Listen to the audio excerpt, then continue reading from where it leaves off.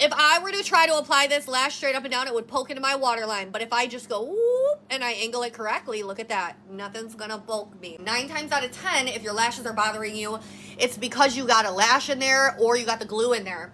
The lash tape is the most important part of following my specific cluster lash technique. For those of you who don't know me, I am the creator of the cluster lash tape hack. When I started wearing lashes a couple years ago, they kept poking me and itching me and irritating me throughout the day. Eventually, I realized it was because I was getting them in my waterline.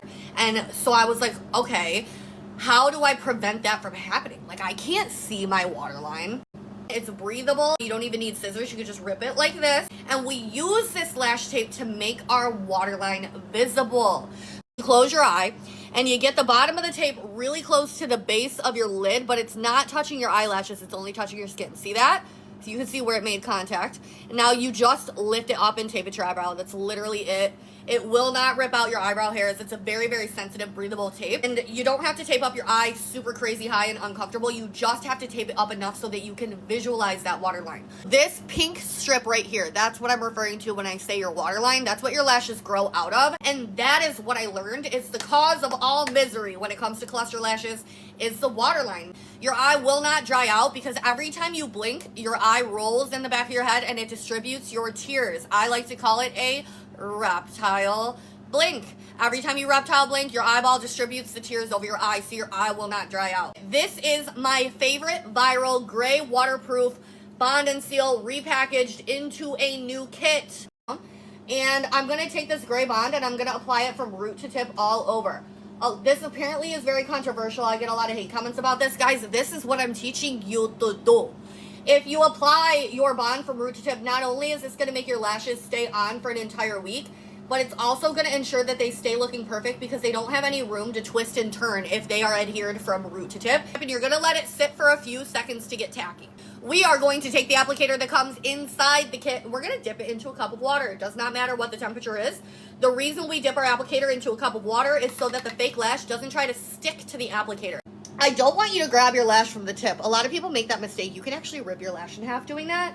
So what I want you to do is just grab it from the base. That's where the lash is the strongest. Such a tiny lash, I can barely even fit it in my finger. You're going to transfer it over into your other hand. You're going to come back around with your pinchy pinchers.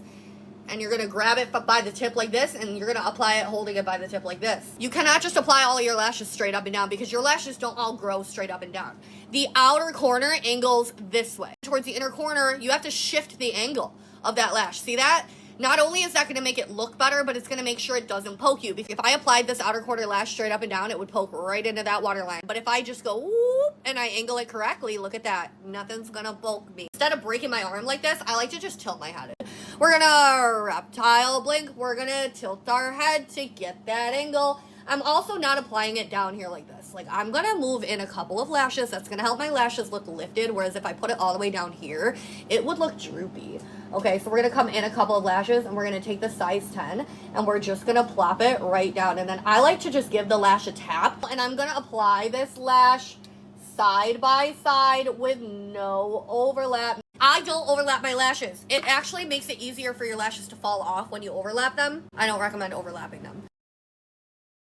Once you have all of your lashes on, you're going to dip your applicator in water and we're going to pinch all of our lashes. This is going to help everything adhere together and become one. You do need to make sure you dip your applicator every single time you pinch because the glue is very sticky. It will try to stick and tug. So I want you to dip your applicator in water, start at the outer corner, start at the bottom, pinch, and then pinch the top two. Dip it in water. It's still going to stick a little bit.